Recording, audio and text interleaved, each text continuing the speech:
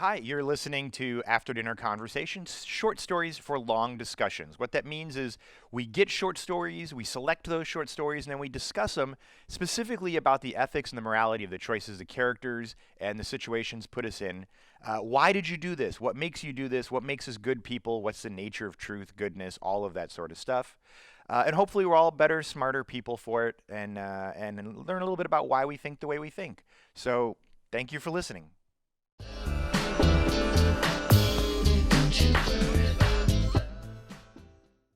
Okay, welcome back once again to After Dinner Conversation, short stories for long discussions, where we get these short stories, we talk about them, we break them all down. Please like and subscribe. You can get them on Amazon, on freaking everywhere. Barnes and Noble, Apple Books. I think there's like 15 places now where you can get them. It's kind of absurd at this point. But more importantly, you can get them from our website, afterdinnerconversation.com. I am your co-host Colby here with Ashley. Hello. And Jeremy. Hi. And Sarah. Hello there. Hello, Sarah. Sarah's a little trepidatious about this one, so we're not going to force her to talk. The story is called Bill and the Tooth Fairy by Carl Tait.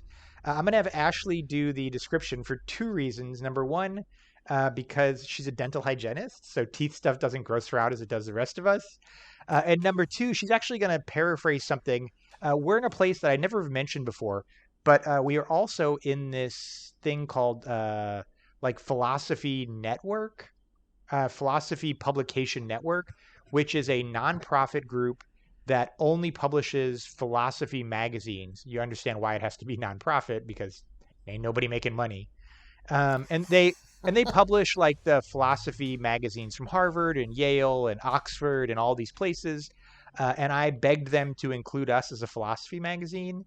And they read it and they were like, yeah, we guess so. So there's actually, I have to write what is it called? Like above like an academic article, there's Abstract. like an abstract. I have to write an abstract for every one of these. Which I've been doing now for like 6 months or 9 months. And so Ashley's going to read or paraphrase the abstract that I have to submit for this story from the Philosophy Network. By the way, if you are listening to this and the Philosophy Network, you can only buy subscriptions through them as an academic institution. So like your university philosophy department can buy it as part of their package of like magazines you can get. When you like log on at the school and you've got access to like all the academic magazines in the world, this could be one of them for your school if they subscribe to it. All right. Huge wind up. Go ahead, Ashley. So this is Bill and the Tooth Fairy by Carl Tait. How do you define a rational versus an irrational act of faith?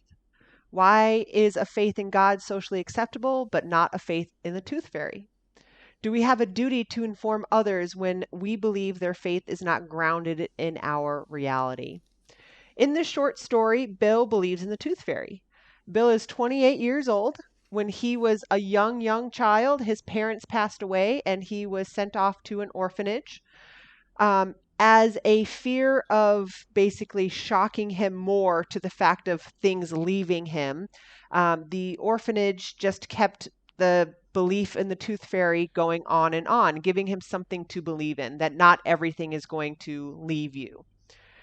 And so now he is 28 years old. His girlfriend finds this belief in the Tooth Fairy odd and sometimes socially awkward, but otherwise harmless. This changes, however, when Bill has his wisdom teeth removed, and he only is allowed to keep 3 of them as one of them is fractured in the process and thrown away. Bill places these 3 wisdom teeth under his pillow and gets money. His girlfriend plays Tooth Fairy and gives him money underneath his pillow. Huge mistake. She basically appeases into his belief system. Yeah. Bill gets into his mindset that he has somehow upset the Tooth Fairy for lack of giving her all 4 of his wisdom teeth. So he, when no one was home, he decides to basically extract his own teeth. And in the process of doing so with a pair of pliers, he basically bleeds to death. There's one missing part, and I must have missed it when I wrote it in the abstract, is initially he tries to use some dentures. He pulls a tooth out of a denture. Yeah, which to was leave it under the pillow as like a substitute tooth for the one that he didn't get from his wisdom teeth. That's correct. But his girlfriend, he doesn't tell his girlfriend, so his girlfriend doesn't remove the denture tooth, and so he thinks the tooth fairy has rejected his offering. Correct, and has left him just like his parents had left him years ago. And so that's why he knocks out his teeth. And to like make up for the fact that he like the tooth fairy rejected his like dental offering. Correct. All right, I know Sarah's just like cringing right now. Yeah. All right, Ashley, you have thoughts on this since you're our dental hygienist? I have a lot of beef with the tooth fairy. First of all, I'm having this conversation with my best friend. She has 3 kids. Her oldest is just now losing his teeth, and she wants to beat up whoever came up with the idea of the tooth fairy because she's like sneaking into his bedroom at night and putting my hand under his pillow without waking him up is super hard to do. She's like, it gives her anxiety every time she has to do it, and I'm like, I agree with you. Secondly, why doesn't she say the tooth fairy is like modernized and like now they leave it in a Ziploc bag next to the table? Yeah, there's lots of workarounds. Yeah. That's what I do. Yeah. Right? Yeah, we have a little thing. Like a tooth jar. It doesn't go under her pillow, yeah. Secondarily, I have never in my 13 years of clinical dental experience had a child actively want to remove their tooth primarily for the tooth fairy for money. That has never been a motivator for them. So this whole process of exchanging teeth for money there's no rhyme or reason for it. It's like an offering though. Like sure in this story it's teeth because it's a tooth fairy, but it just as well could be eggs for the Easter bunny, or it could be I don't know, like whatever you give over Christmas or Easter, or pick your holiday. You could sacrifice a tree for Arbor Day. I understand. We sacrifice trees for Christmas. There you go. Yeah, I have an offer. I understand that some children have a hard time. That is quite the pagan. Yeah, there are children that have a hard time wiggling their teeth because it's scary. You're basically losing a body part, and so we're trying to motivate them. What if my nose falls off? If my teeth can fall out, my nose could fall out. However, a lot of what their issue is not every baby tooth comes out easily. It depends on how the permanent tooth is erupting. There's a whole series of issues, and so it's kind of in my mind kind of traumatic for the child, because we have parents that are like, just yank it out, that's how I did. They finally come to the dental office, and sure enough, the permanent tooth has to come in directly under the baby to dissolve the baby tooth. If it doesn't, you're left with a residual root, and you can yank that as much as you want. It won't come out unless a dentist removes it. And so this idea of you're just not trying hard enough, I'm traumatized already. Let me tie a string around it. It's not valid. It's not. I don't know. You didn't do the string in the door handle when you were a kid? No, but I had 8 teeth pulled at once. I'm okay. And I still ended up in the dental world. I don't like this story. 4 baby and 4 permanent premolars. I was really trying to focus and I'm still in dental. But anyway, so tooth fairy as a whole, I understand it's trying to motivate children to basically exfoliate their baby teeth. But my years of experience, there has never been one child that has been like, I'm going to wiggle this for the tooth fairy. No, it's because their parents yell at them, their dentist yells at them, and it's only after the fact that they're like, cool, I got a coin. Yeah, it's kind of like getting a treat after you like do something good, like getting a candy after you go to the doctor or get a shot or something. Yeah, it's not something that you're like, I'm going to go to the dentist so I can get a lollipop. I wonder if there's ever been a kid who's like, if I got a quarter for one tooth, how many would I get for all of them? They do say that. They do say that. Yeah. That is true. I've had kids try to wiggle permanent teeth thinking that it's a baby tooth. Yeah. I don't like this. Gross. The bad side, for sure. So my daughter, we got her first one out with dental floss. It was super easy, very non-traumatic. The second one didn't come as easy, so we just let it happen. And it did. Yeah. Not when she was with me. She was at her grandparents' house. And then her third one came out, we didn't even know. Like, we were at the pool, and we were having dinner by the pool, and she was in the pool, and she was out of the pool. She smiled at me, and there's a gap. And I was like, oh, your tooth fell out. And she was like, huh. Yeah. And we don't even know where it went. So far, oh my God, I don't want to swim in that pool. I get grossed out enough when I see a Band-Aid in the pool. If I saw a tooth, I would never swim in that pool again. There is a huge genetic component to this. So my mother never lost her upper canines. And sure enough, genetically, I did not want to lose one of my upper canines. I had to have it removed and put a chain on when I had braces to bring down the permanent. It's just not a thing for some kids. So this whole theory of, the tooth fairy works for every situation, it doesn't work that way. But I think the general idea of the tooth fairy is just that this is scary, but when it's over, someone's going to reward you. And I mean, that's the general idea of the tooth fairy, right? What was scary for me was going through puberty. One day you're going to start bleeding, and where's my toy for that? Where's my money for that?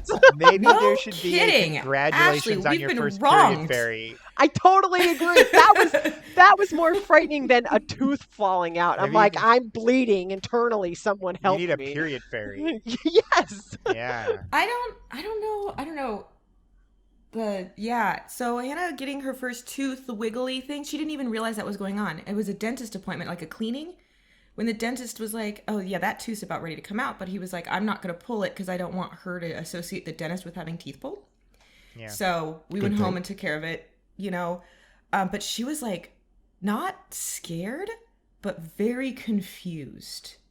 Yes. And then once the first one came out, she's like, oh, this is old hat. They're going to get wiggly and fall out. But not every kid is the same. But our experience has been that it's non-traumatic. That's awesome. That's awesome. All right, so Jeremy, we keep cutting you off. I can see how other kids are going to get freaked out. I'm just saying I still have a baby molar. Oh, do you? That never fell out. So there was no replacement. Did you ever tell your kids about the tooth fairy? Did you perpetuate this lie? Oh, yeah, we certainly did. My why? favorite tooth-related one is, though, if you don't put your tongue in the socket, your tooth will grow in gold. That's a good one. I've never heard that. Never heard that one. Usually told you by an uncle who has a gold tooth. Sure. And then that's why he got the gold tooth, because he didn't put his tongue out of the socket. Because what do you do? So basically, I mean, this goes back to whether it's the Easter Bunny or the Tooth Fairy or Santa Claus. Like, why perpetuate these lies to children? It's fun. It's fun for the parents. I love Santa Claus. Man, Santa Claus is my favorite. My favorite. The Tooth Fairy, not so much. I don't really care as much. But it is kind of like a celebration. The Tooth Fairy is like a celebration of them getting older. Like losing your baby teeth is it's a change. Rite of passage in some way. It's a rite of passage. But wait a minute. I don't think the Tooth Fairy will last very long. But why? How is, and this goes back, I think, to the point of the story, what the author's getting to. How is perpetuating that untruth, assuming that you believe Jesus or God or any of the Testament stuff, how is that any different? Like, why are you not like Jeremy, I know you well enough to know, like, you never told your kids, like, be good or else Jesus will be sad for you. Like, how do you pick and choose which lies to tell your kids? The ones that seem less harmful. The ones that didn't create crusades. Right. And the Tooth Fairy, this is an extreme story where nobody was ever, truthful to this guy, when he continued to believe this, and it's in this scenario, it's a harmful. And I don't think this was mentioned in the abstract, but just to be clear, this is another really well-written story, by the way. Props to Carl Tait for even thinking this up, which is super clever. To be fair to the character who believes in the Tooth Fairy at 28 years old, he has a reason, right? The nun, for his last tooth, bought a set of wings and like a Tooth Fairy thing from the Halloween store and made it a point to make just enough noise so that in his sleepy days as like a 9-year-old, he saw her leaving the room. He saw the Tooth Fairy leaving the room just as he was waking up.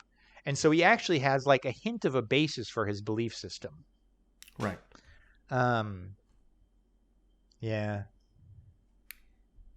I don't know. It's a good question. Yeah. I definitely think going back into, why maybe the Tooth Fairy is a little bit different, we're saving a body part in exchange for money. That's just kind of weird. It's a good thing there's not the Kidney Fairy. They're all kind of weird, but it's just a for me, it's a weird tradition. Although there's a great Jim Gaffigan goes like, so Christmas, we're going to take those outside trees, put them in here. Okay, so we're going to celebrate Jesus. Yeah, with a bunny. What? Collects his eggs. And it's kind of like Yeah.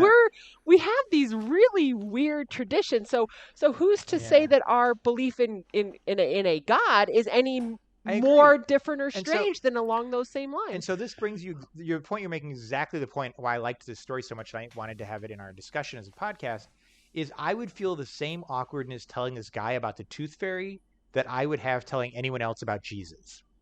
So if somebody else was like, hey, I'm going to church on Friday or on Sunday because I'm going to go because it's Good Friday, I wouldn't jump to the conclusion like, hey, that's wrong and dangerous. Like the same way if somebody, even though it would be socially acceptable to tell them that about the tooth fairy, right? If some 28-year-old was like, hey, I got my wisdom teeth out, I'm going to put them under the pillow, I think most of us would say like, yo, you're wrong. Just so you know, there's no tooth fairy, right? But I don't jump to doing that with people who have faith. And so I actually think for myself, if I were in the role of these people, the outcome of the story wouldn't have changed. The only thing I would have done different in the story, I wouldn't have been like, hey, you're wrong, there is no tooth fairy. I just wouldn't have put the money under the pillow to begin with, which is what the girlfriend one of these did. other people, right? Yeah. As the girlfriend specifically. But I wouldn't feel any more right to tell someone not to believe in the tooth fairy than I would feel a right to tell someone not to believe in Santa Claus or tell someone not to believe in any of the dozen deities that, 5 billion people believe in the world. I'm trying to think of ways in which we theoretically or figuratively put money under the pillow for people. And what about when somebody says, I'll pray for you? Do you say thank you? Is that like putting money under the pillow? The fact that I even say, are you you say thank you? Are you placating their? So my best answer, because I have a grandma years ago who used to be like, I'll pray for you. And my response is always like, well, it can't do any harm. Like, that's what I tell her or told her.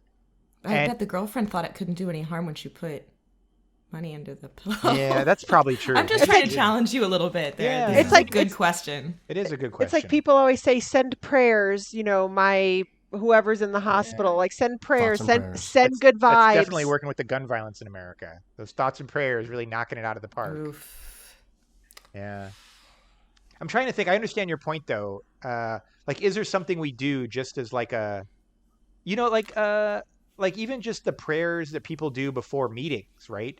Because a lot of, public meetings and even organizations will have like Habitat for Humanity, or they'll do like a little prayer beforehand. And I don't ever, I'm not like, hey guys, you're wrong. Like, or at Thanksgiving dinner, if I'm at someone's house, like, what do? I bow my head. Like, I'm not really doing anything. I'm just waiting it out. But in that way, I am kind of putting money under the pillow because I'm giving credence to their belief system as true. I don't know. Mm-hmm. Yeah. Where's the line between like decency and amongst people and enabling somebody in their delusions? Yeah. So that actually goes to one of the questions. How much responsibility do Bill's friends have in his ultimate death by perpetuating this belief system that Bill has, participating? I don't think they're responsible at all. I think zero. Yeah. Like, ultimately, Bill is a 28-year-old man. They had tried to tell him earlier, and it's not like he. I mean, they played along with it, but ultimately, the girlfriend though, the put money under the pillow. She's what about guilty? Okay, what about how much do you contribute to your friends and family who might be Jehovah's Witnesses or any other religion that doesn't believe in blood transfusion or vaccines? Yeah, or like you're not like you can't like like you can't break the skin of the body because it's sacred, sort of thing. Yeah. So are you contributing to those deaths by allowing them to continue?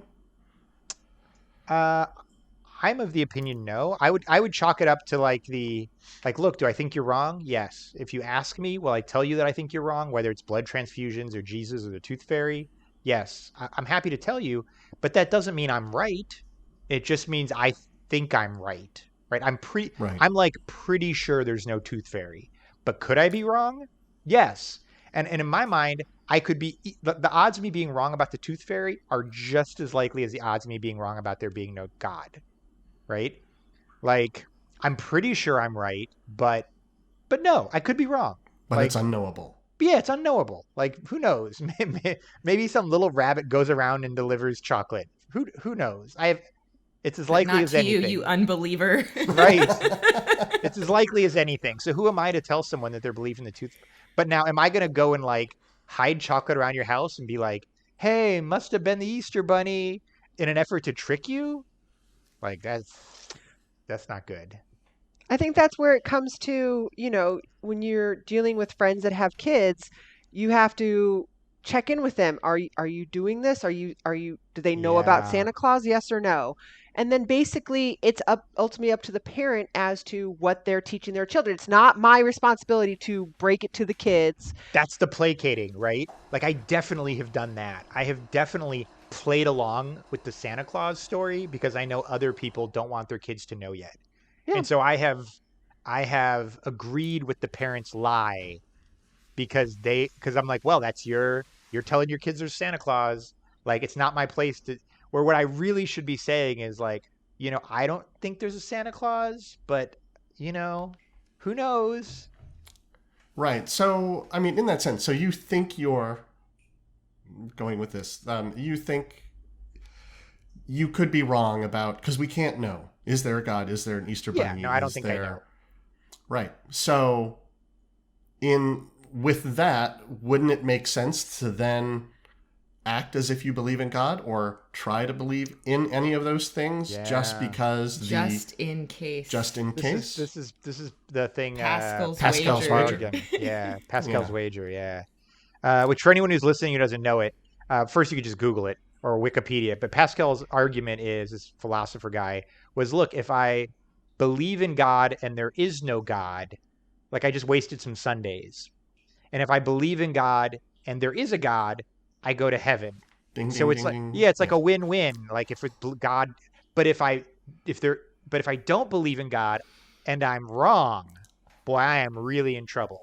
And so his argument is just like, look, it's the safest bet you'll ever make. Like, you're blowing some Sundays, and if you're wrong, you blew some Sundays, and if you're right, you go to heaven. So in that sense, maybe I should believe in Santa Claus and the Easter Bunny, and so I think if you believe in Santa Claus, you're gonna get presents. Excellent point. Excellent point. I think Until somebody finally stops. Excellent point. I think the difference here is the Santa Claus, the Easter Bunny, the Tooth Fairy. In those instances, you're dealing with children, right? And obviously, this overarching believing in God, you're now talking to adults. Like we have, the parents play Santa Claus, the parents play the Easter Bunny, the parents play the Tooth Fairy. And so it's weird that as adults we're like, oh, like we're still playing, in my mind, we're still playing make believe. Like, but there is no proof of it. There is no like, we don't know for sure, and that's kind of the fun of it. And so with Colby saying, it's like the worst case scenario is, yeah, you wasted some time, and you got some Christmas presents. No. In terms of as an adult believing in I God. need to tell you now, the ones that say they're from Santa, they're from me.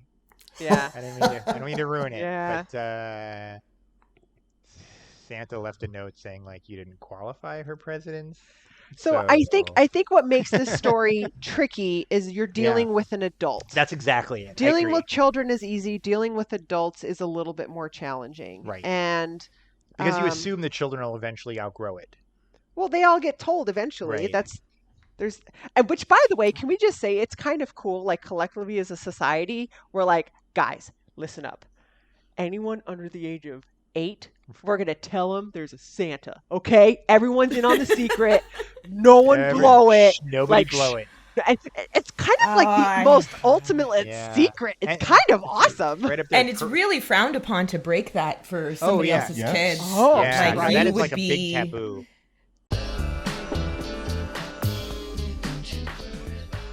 Hi, this is Colby, and you are listening to After Dinner Conversation, short stories for long discussions. But you already knew that, didn't you?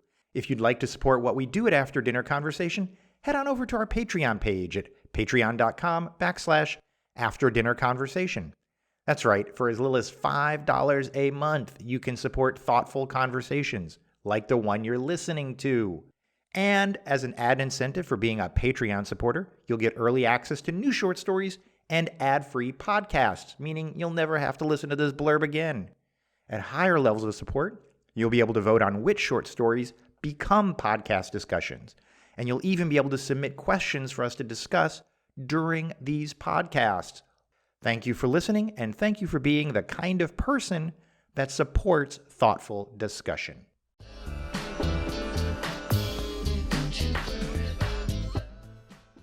Well, they all get told eventually. Right.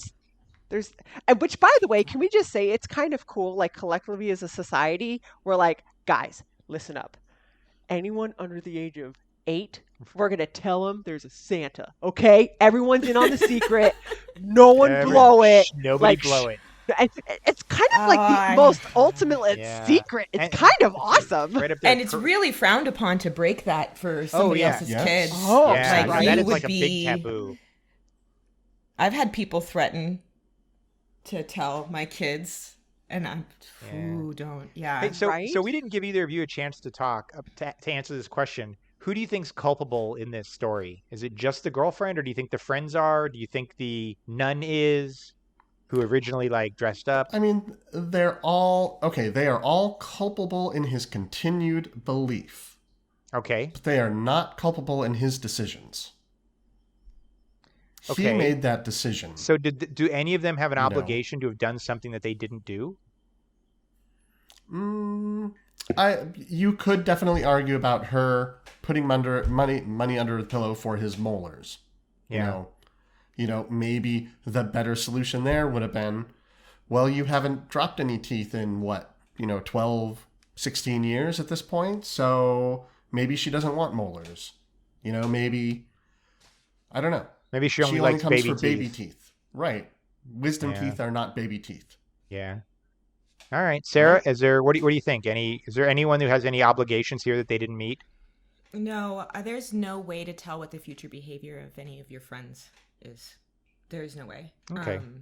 I mean, I suppose if she was lucky enough to have some future vision of where this would eventually lead, how could she have possibly known this is where this would lead? Ultimately? Yeah, she was just. She thought she was doing a harmless thing. Yeah, exactly. Right. Yeah. I mean, if she had any inkling of how deep his delusions went, then yeah, she should do something about it.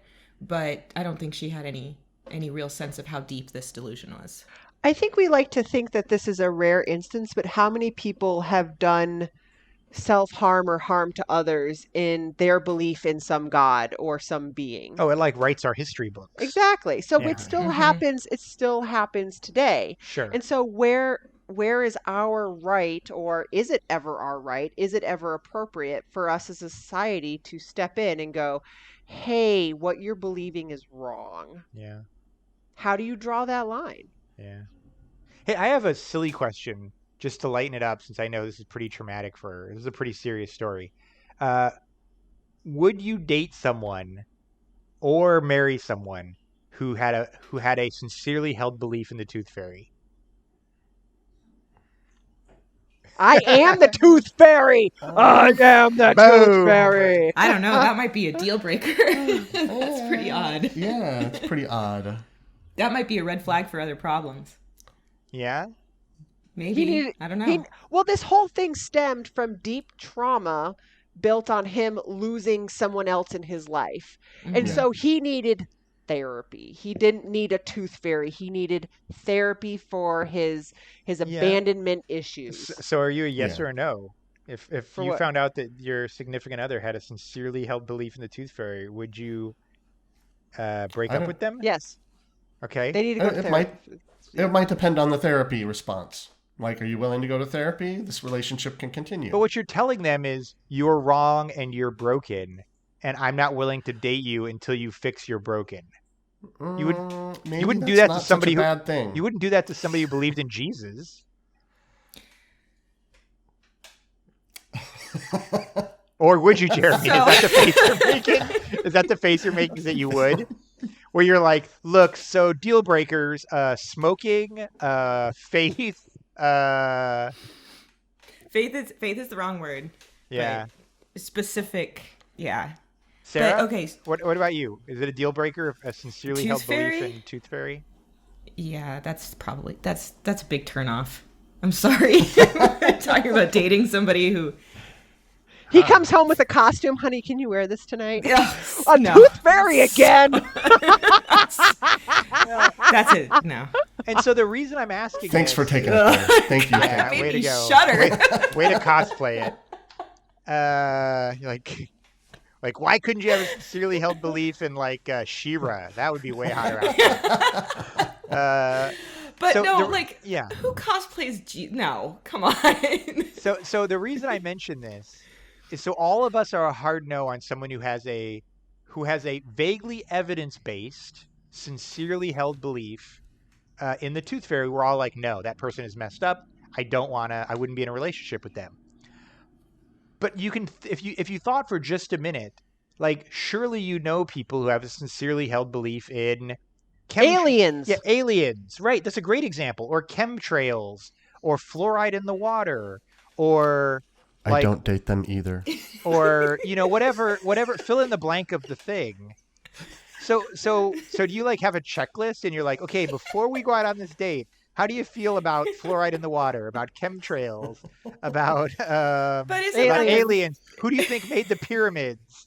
You go down this list, and if they say yes to any of them, you're like, so you're broken, and I wish you well. Like, how do you feel about? You just go, I'm not your people. Like, So wait, but what are the weird things you believe in? Me? Like, let's be Oh, I'm turn perfect. the question What are back you on talking your. about? Oh, see, that's what I was getting at. No. If you have a checklist and then you're like, you're broken, then you must think that you are perfect. You believe in silence in movie theaters. Well, and that's the point I'm actually trying to get at. That's the point I'm getting at, Sarah. Is all four of us are like, I wouldn't date someone with sincerely held belief in the tooth fairy, but we all probably hold some version of a tooth fairy belief.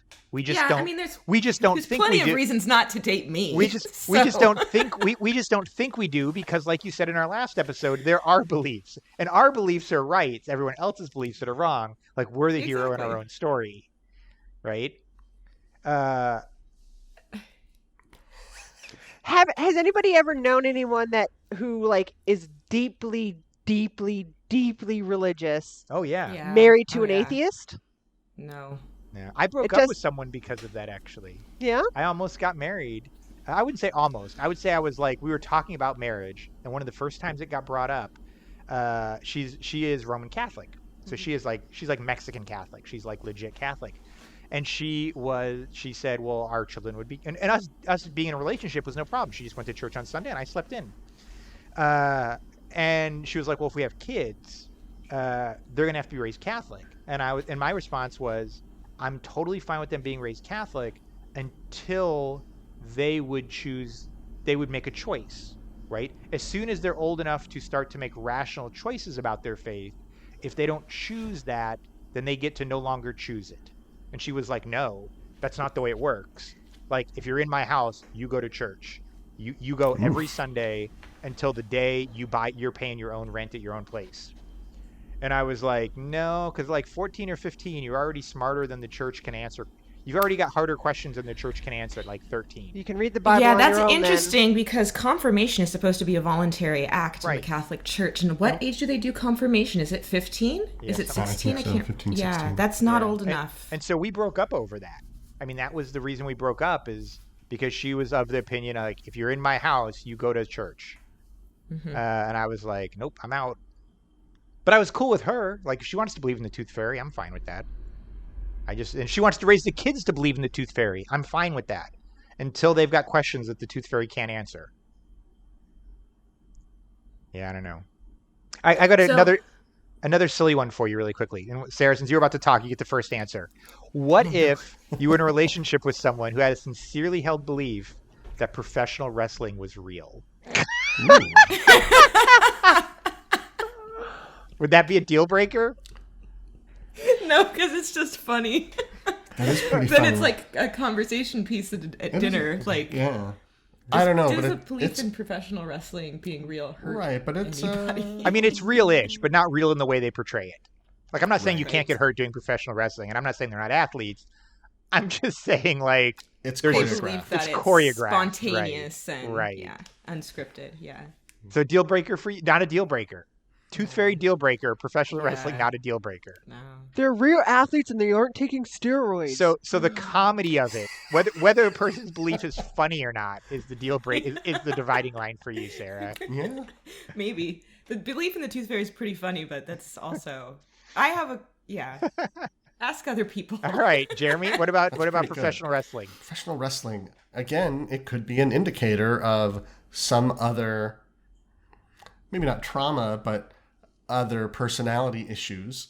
If you think Yeah. professional wrestling is real. I mean, we could Gullibility. spin this. We could spin this on anything. absolutely. Do people believe in ghosts? Do people Yeah, believe yeah. in Ghosts are another great example. mediums? Yeah. Do they believe in And this is why I don't feel bad about Aliens, the reincarnation. This is why when all you guys were like, I'd break up with someone from the Tooth Fairy, I'm like, I don't know if I would. Like, it's no less rational than After professional reading wrestling. this story, 100% for sure. This story definitely may have changed my answer. Yeah, bring me a story on professional wrestling, and then we can answer that question. If you were someone that like wholeheartedly believed in aliens, no, I'm not dating you. If you were someone that like to the point where you attend service every Sunday to go and like hail aliens, like to Hail the point where it's aliens, affecting your daily life, and Your annual commute to Area 51. But she Yeah. probably thought, Yeah. like, what are the odds of the Tooth Fairy ever, like you have this stupid belief, but, like, the odds of it never coming up are pretty good, right? Like, the odds of you never having to make a sacrifice to your god are pretty good in that case. Pro wrestling comes to town. Like, you might have to go and Yeah. pretend that you Yeah. actually care, like, who's winning. I don't know. We went to that professional. The Oh my local God, that was professional amazing. Wrestling. That was Yeah, amazing. that was amazing. That was was a like good time. solid entertainment. Ashley, if you found out that I really believed in professional wrestling and really thought it was true, would that have like been a deal breaker? I remember when I first learned that professional wrestling was fake, and I was like, "What?" I know, And they were I was like, totally "Oh, it's traumatized. scripted," and I was like, "But How old were you? but Hulk Hogan," and I was like 12, like 11 Yeah, I or was like 12 or 13 too. and I was like, "No, it's wrestling. It's a sport. I It's will, real." to wrestling's credit, my belief in wrestling held on longer than my belief in God. Wrestling Better delivery. made it like 2 more years than God did, to be fair. Because at least wrestling, you could be like, that looks like it hurts. I've seen blood in the ring. Little did I know they had Oof. razor blades they were cutting themselves with.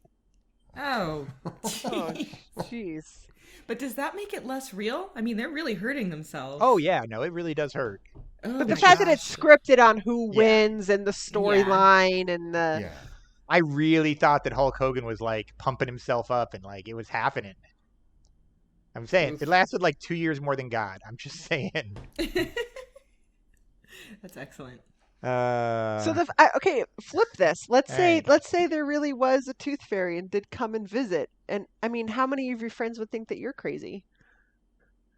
if You know, like so okay, anyway, I'm reading the Bible for Dummies book. Yeah. And there's all this time when God comes and speaks to people, whatever. yeah, I mean, what if that happened today? Like whether it be God, whether it be the tooth fairy, whether it be an actual Santa Claus, like how would like that must be so hard to try to convince others that it is real.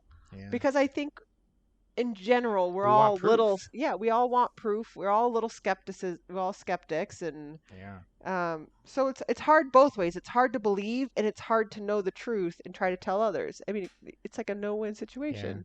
I feel like people would want a miracle. Like if God came down and was like, "I'm God," I think the vast majority of people would be like, or at least a good portion of them would be like, "Sorry, you're gonna have to like do something that David Copperfield can't. Like make something bigger than the Statue of Liberty disappear."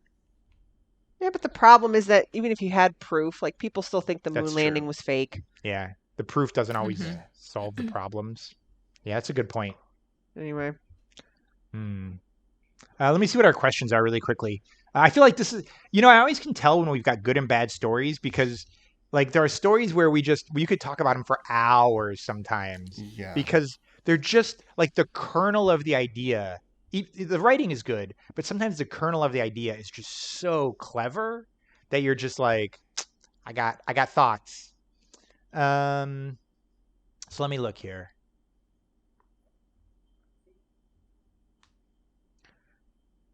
I personally Yeah. think the tooth fairy needs to go away because when we have to dispose of them, they go into a biohazard bag. Like, and people are Well, taking that home with them, and I'm like, huh, you sure so you really want to do that?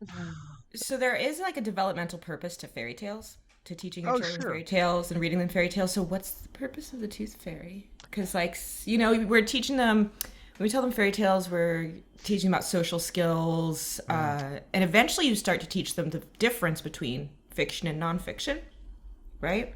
Yep. Where did we get this whole tooth fairy thing from? It's If pretty you interesting.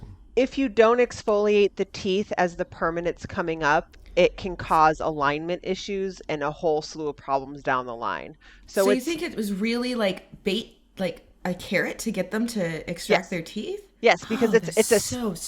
it's a scary activity, right? You're losing something out of your mouth. A lot of kids they aren't motivated, so we were like, oh, there's going to be a fairy, and they give you money for your teeth in exchange. Isn't that a good thing? And so, yeah, let's exchange like So like, to so like one motivate. person told the lie, and then the neighbor's like, "That's a good lie," and it just sort of spread. I think so. But Yeah. either way, it's like there needs to be a motivator because there are some kids that if What if we turned it into a monster? right. If you don't Oh pull my it out, gosh. the tooth fairy is going to come and pull it out for you. Well, Right? that's called the dentist. That is called the dentist. We threaten kids. We're like, Yeah. Oh hey, no, if we you- don't want to turn the dentist into a monster either. Okay. yeah, if you don't pull this out, you're gonna have to come and get numb, Yeah. and a dentist will have to pull it out for you, and that is threatening enough for. There's already Yeah. that. So I think the tooth fairy was more of the positive. Yeah. But I don't know how many kids have been like, for the tooth fairy, I'm gonna do. I don't think it worked out the way that they anticipated. But yeah, there is an actual structural alignment health issue Sure. with needing to get baby teeth out, and it's a scary thing. So one last question, and we'll wrap up here. How do you decide what is a benign versus what is a harmful lie? Like, how do you I think decide? How do you that decide? was going to be my question with how do bringing you up the decide? fairy tales. Like, How do you decide as a parent or just as a person? Like, it's okay to tell my kids this. It's okay to perpetuate my friend's belief in this. But this is one where I need to let the truth be known, or I need to let my belief system be known, or not tell my kids this lie, right? Like, the professional wrestling is real. For me, I think it comes down to beliefs that subvert critical thinking. Okay. Don't outsource your critical thinking. Sure. So, which is the big problem with religion. You know, Sure. it's, I'm going to tell you what's true. No, go do your own critical thinking and decide what's true. And so this is and the what's okay right for you. with the tooth fairy in your mind to tell your kids about that, because it's really just about teeth. It's not about like, and the tooth fairy wants you to finish your mashed potatoes, and the tooth fairy wants you to be good to the neighbors and Right. like not covet your neighbor's stuff or whatever. Okay. That's where I draw the line. All right, Sarah? I think it's like with all fairy tales, it has to have an expiration date. They are going to grow out of the Tooth Fairy, Santa Claus, the Easter Bunny, and unicorns, princesses. What? All of that. Oh, I'm sorry. Not Do you still pirates. believe in unicorns? You don't ever outgrow Colby? pirates. I haven't outgrown pirates. I I literally was in a place yesterday where they had a unicorn horn and they said it was from a narwhal, but I know that is a lie. So yeah, lies that should have a natural expiration date. I think that's kind Yeah. of my, because right. eventually my So- kids will stop believing in Santa. So so both of you had children. When did you decide was the right age, or what was the okay? This is what I need to tell them, or did they find it out on themselves for themselves? I think mostly, again, with those three examples, they kind of figured out themselves. And at some point, oh, yeah, this really isn't Santa Claus. My parents are doing this. Yeah. Okay. Sarah, when are you going to tell your kids? When they They're listen to gonna this figure it out on podcast? their own. Yeah, I was thinking about that since we started this. I'm like, oh, I got to make sure I don't play this one in the car. Nah, they're gonna figure it out on their own. I remember when I figured out about Santa, and then I just played along because it was a fun game, and I saw that my parents were having fun. But Yeah. what about the fact that like, I don't know. I mean, I'm not arguing. Like, I understand like you're taking part in a long parenting tradition, but isn't there that thing of like being the only kid who like believes in Santa Claus or the Easter Bunny, and the other kids are like, "You're stupid. He's not real." Like, would you rather you be the one who broke the news in a polite way, in a gentle way, or like that the other oh, kids at school broke the news in a way that maybe wasn't so gentle? I don't think it's that traumatic.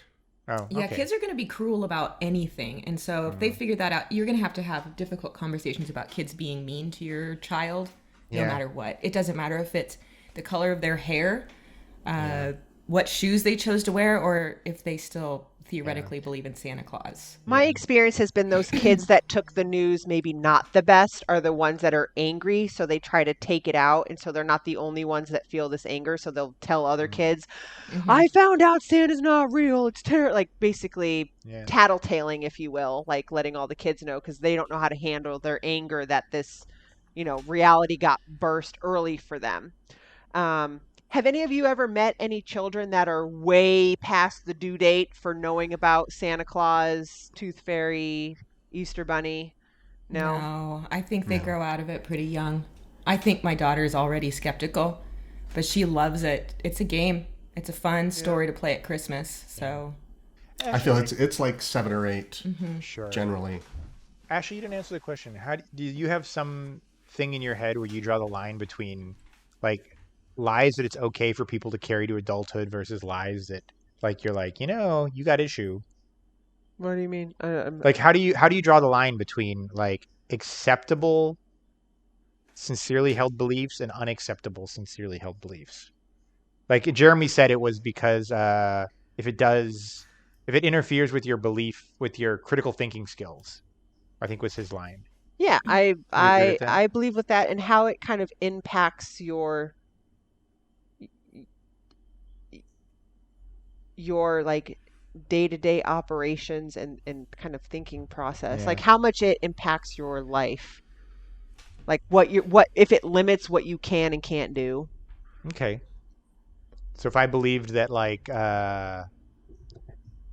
touching plutonium would like burn a hole through your skin, you'd be like, it's not true, but maybe it is You true. shouldn't touch it Actually, no. anyways. Right. Like you shouldn't touch it anyway, so it doesn't matter if what you really think, like if what you're thinking is true or not true. I think it would be like, say I want to be an astronaut, but you were taught and believed that, the moon is fake. You're like, that's going to impact your, like, something Yeah. so detrimental. It's going to, I don't know.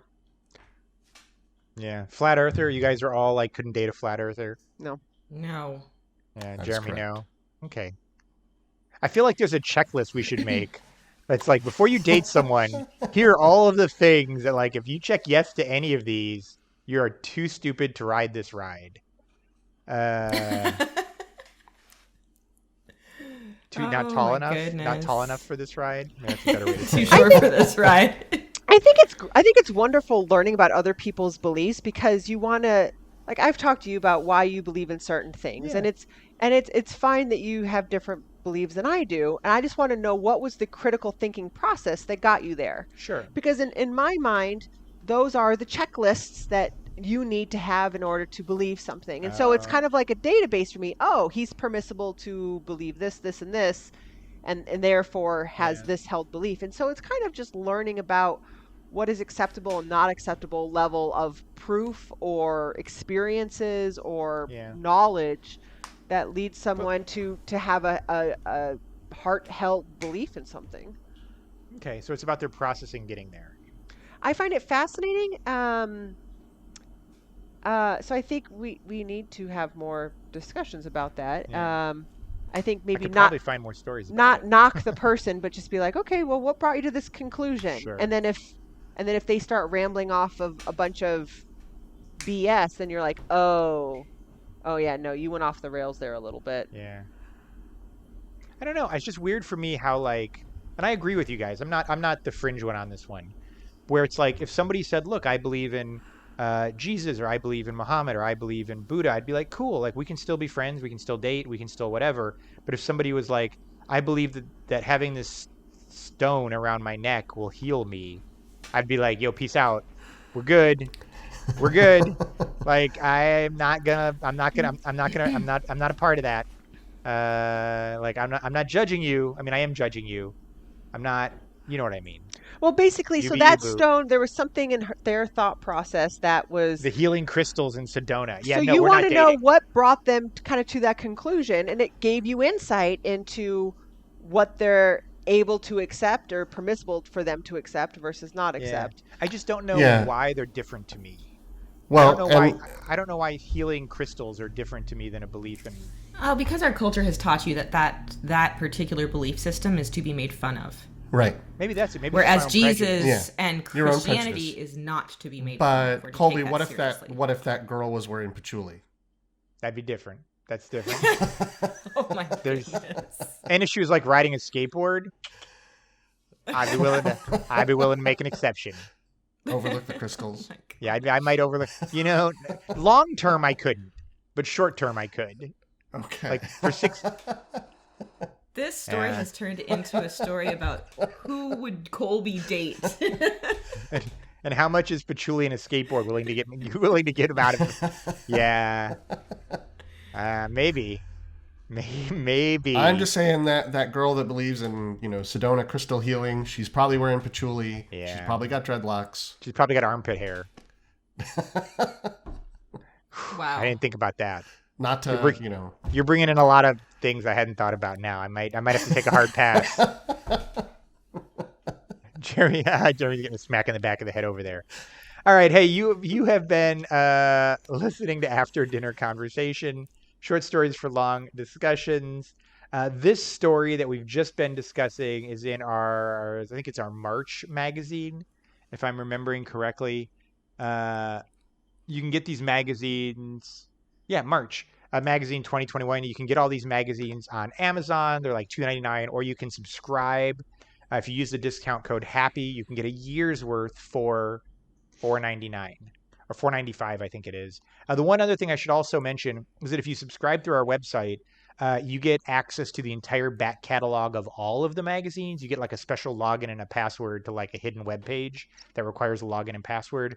So not only would you get the upcoming ones, but you'd get over a year's worth of like back magazines to read as well. And that's it. Thank you for joining us. Yay. Bye, Jeremy. Bye, Sarah. Bye. Thank you. Bye. Thank you, Ashley. Bye. I believe in pro wrestling.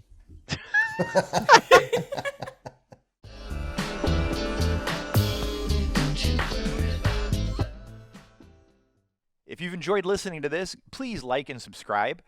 It helps us out a ton. The vast majority of people haven't liked and subscribed, which means maybe it shows up in your algorithm, maybe it doesn't. So don't leave that to chance. Just go ahead and hit that button, and we'd sure appreciate that. And that way we can keep doing what we're doing, and you're not left to the whims of some algorithm. Thanks.